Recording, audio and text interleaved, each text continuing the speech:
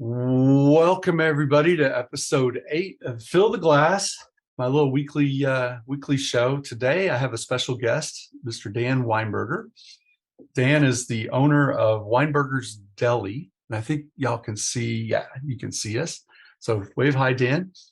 Dan runs the shop that has this website, and as you can see in the middle here, Weinberger's Deli was named recently. I guess it's been about 2 months now. Yeah, in January.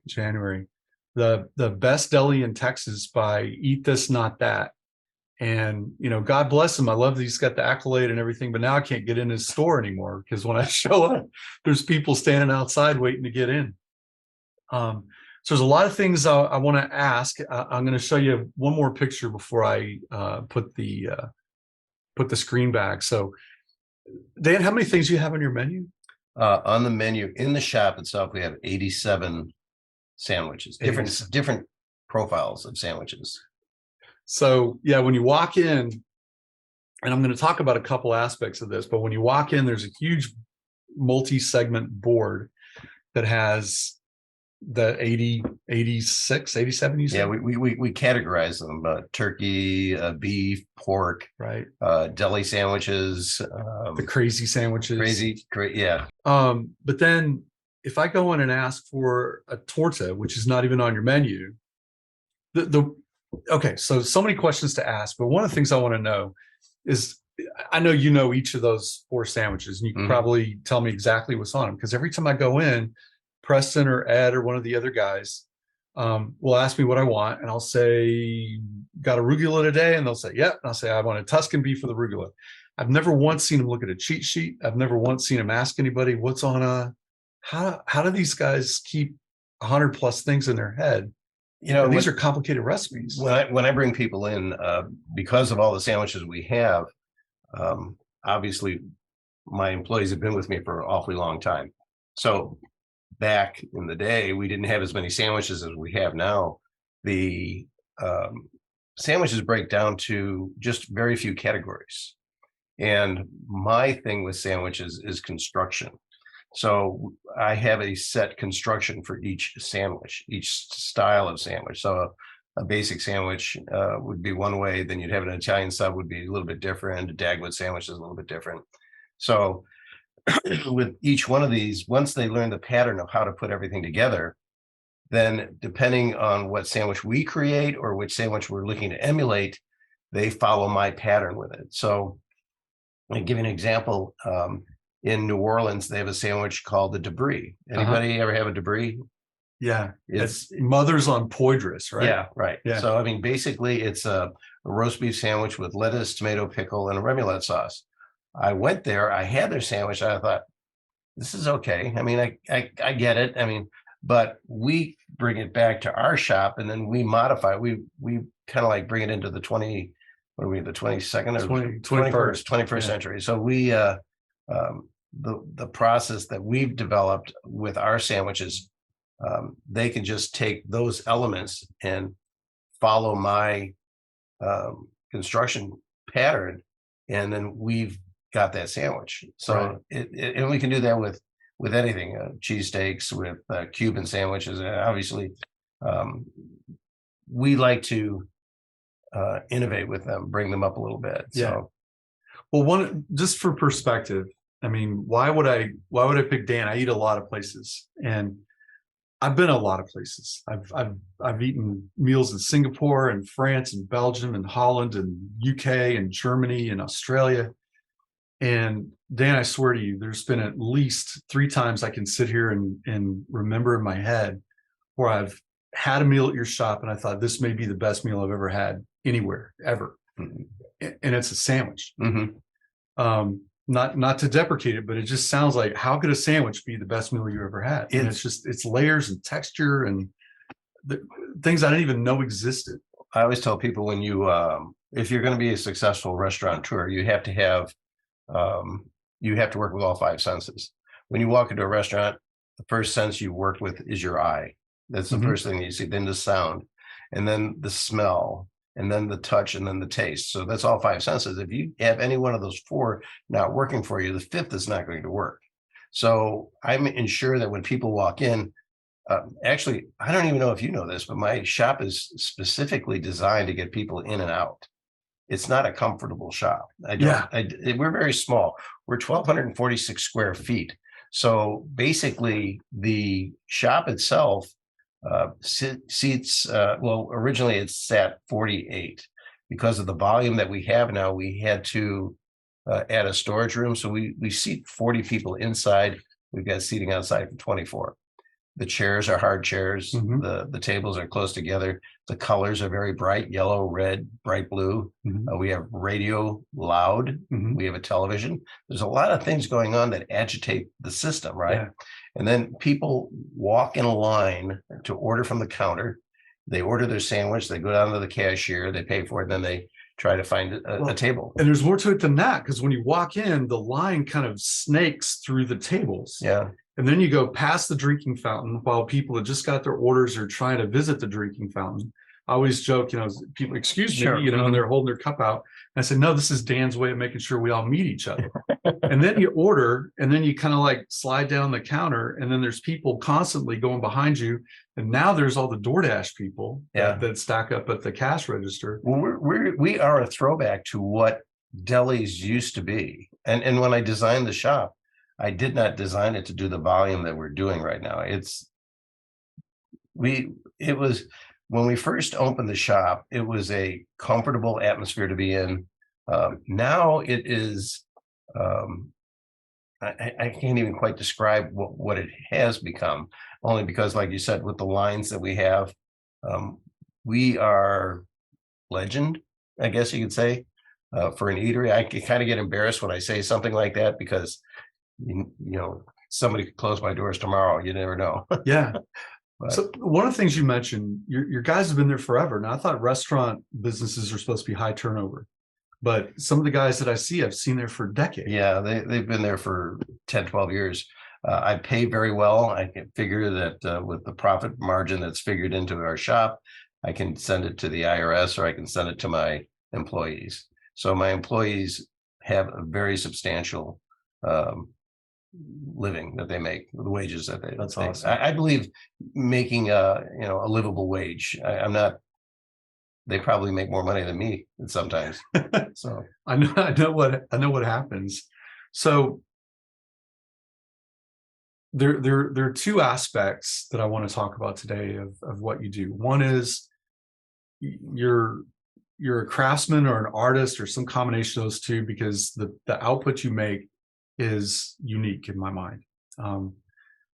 But the other thing is, you've got to be a good enough business person to be able to be profitable, to be able to provide what you love doing for decades. So tell me a little bit about just running a business and how long you've been doing it. The average restaurant, unless it's a franchise, the average restaurant is a 5-year lifespan. So, that's a good restaurant. A great restaurant, 10. We've been there for 20. This will be our 21st year. My family's had delis since the 1950s. My dad had 5 different styles of delis that he opened. And I remember each one had a different emphasis to it. When we opened our shop in 2002, we were a full-fledged deli, knishes, blintzes, lox cream cheese. We were selling by the pound. We were selling sandwiches. And it was met with kind of like a mediocre reception. I did realize that sandwiches were what we were selling. So my background, obviously, I grew up in the business working in all my dad's shops.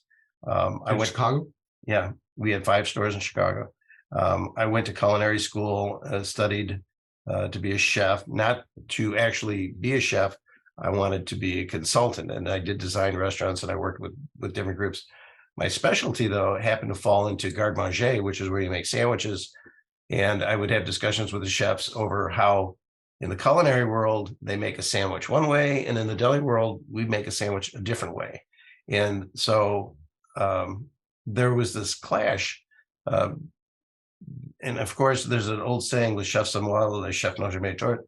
I am the chef is never wrong. So it would fall on deaf ears, whatever I would say. Now at my age, and with the reputation my restaurant has, I'm an authority. and I can actually speak out and tell everybody that y'all make your sandwiches wrong. And I'll start at just one thing. And if you all can think about this, when you make a sandwich at home, where do you put your mayonnaise, your mustard, or where do you put it? Anybody? On the bread, right? Yeah. On the bread, yeah. Okay, it's like putting your sauce on your potato, not on your meat.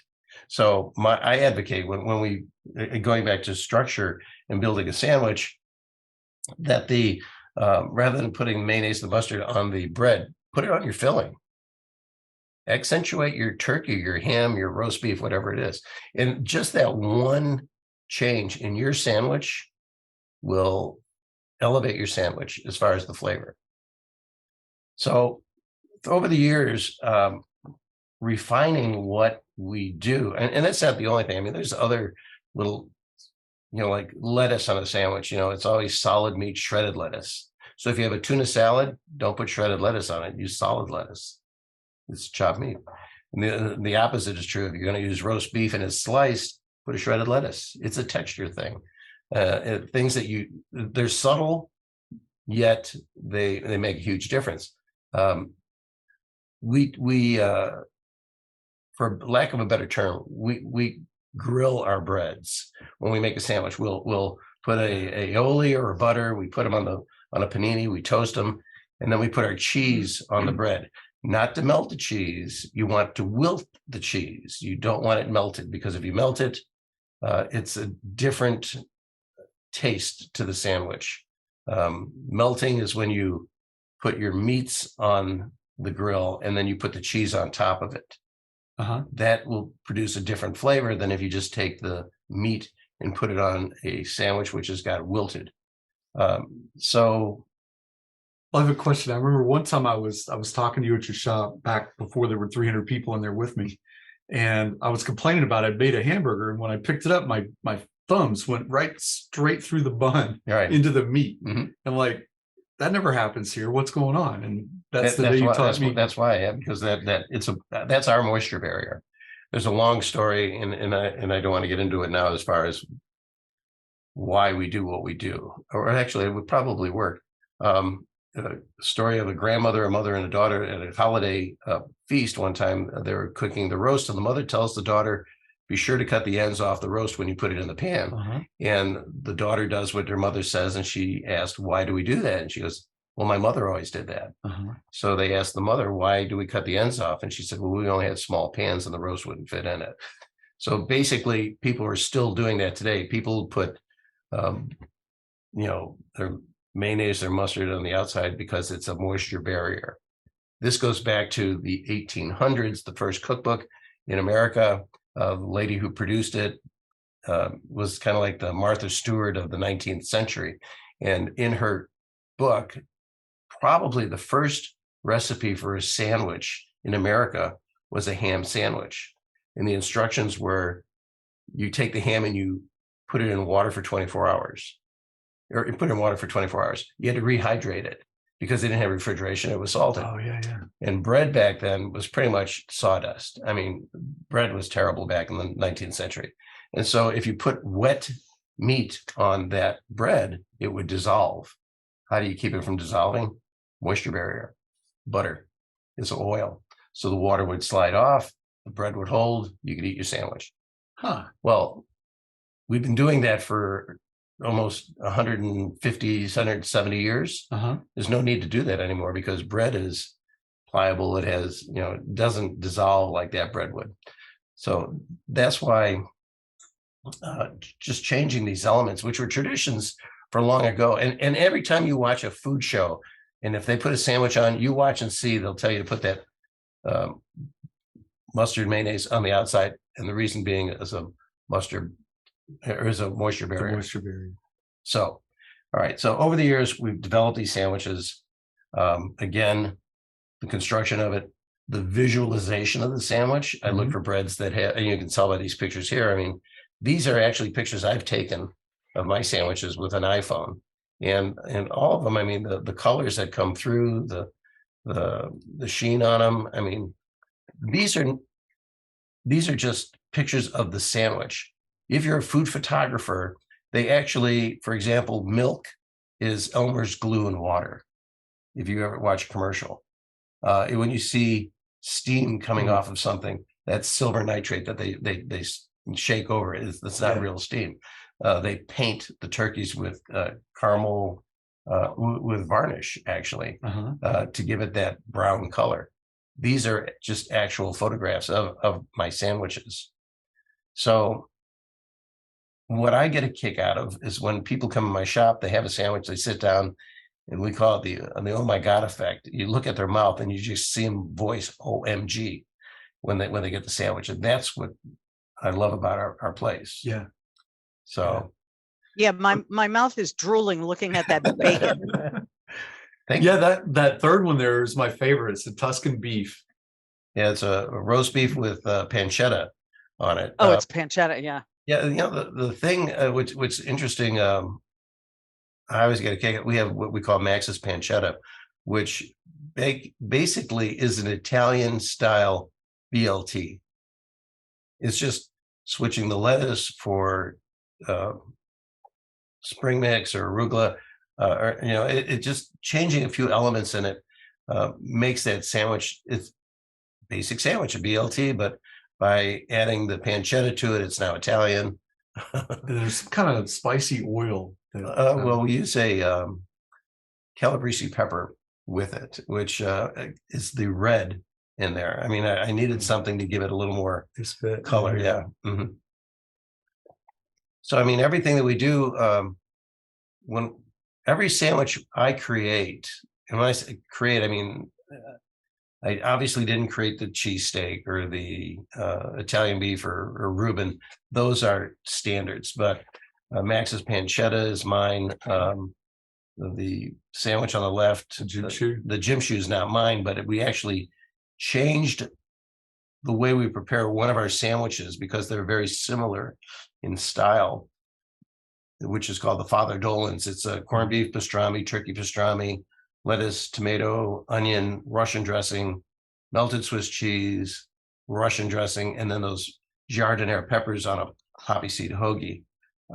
That sandwich which had languished in our shop for a long time, maybe would sit at 30 or the 40s, is now in the top 10.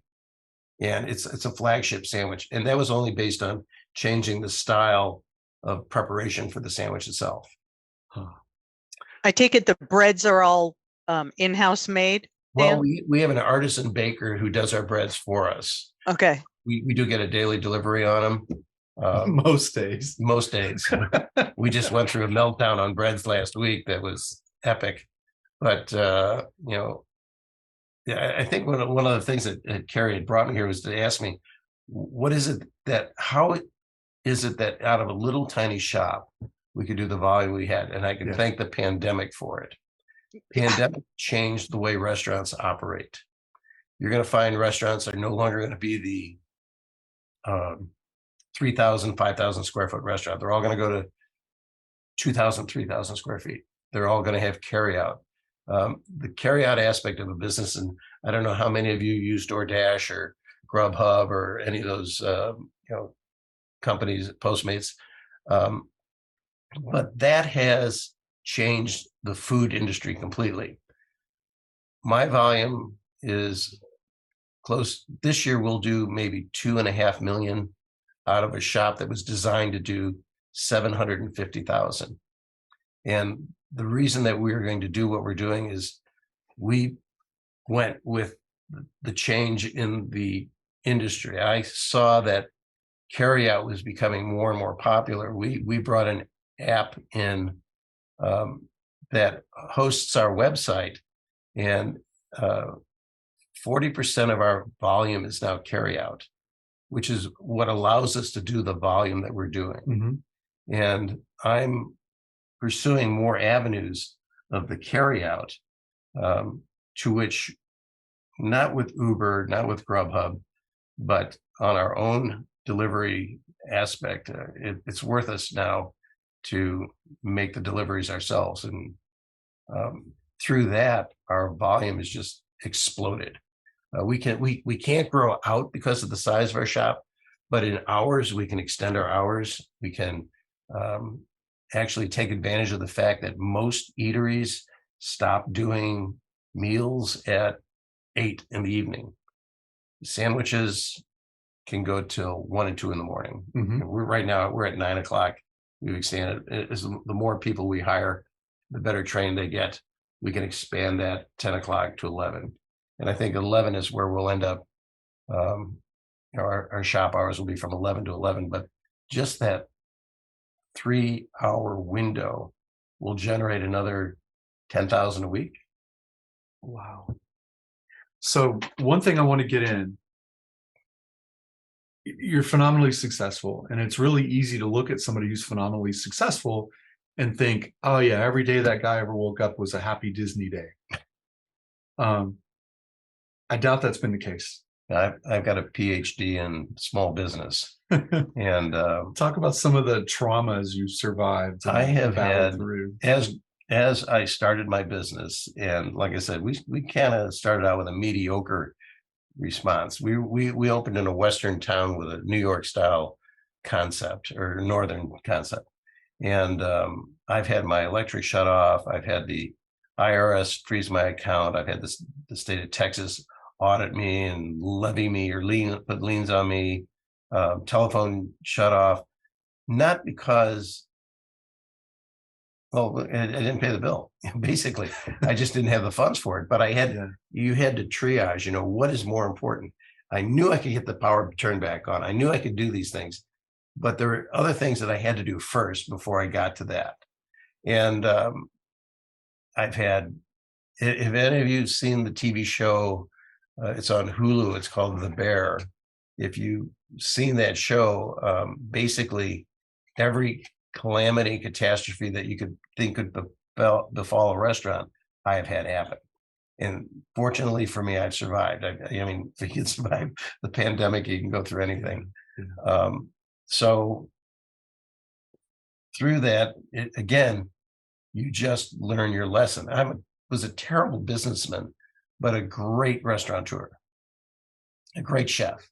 And that basically is what's kept us going this time, is the fact that I did put out a great product. Consequentially, because of the size of our shop, we're very small. So we're under refrigerated for what we have, for the volume that we do. We bring in product daily. So the consequence of that is we have exceptionally fresh food. See, I'll walk in and you named the Father Dolan had probably 11 ingredients, if I had to guess. You work in a submarine about the width of my desk back behind the counter. It's about, what, 20 feet long and maybe 4 feet wide? It's actually, the counter's 21 feet long. I have no idea where you keep all your stuff. I mean, how do you keep 150 different ingredients? It's like a machine. We bring in the whole meats in one area. They go into the kitchen where they're cut, weighed, and put into containers in the back refrigerator. Then they move to the sandwich stations. We have 2 sandwich stations. One is a 6-foot, one is a 3-foot, 4-foot. And the 6-foot station it's just like a machine. I mean, it's just like out, sliced, packaged in. So you have multiple people work on one sandwich, right? Well, yes and no.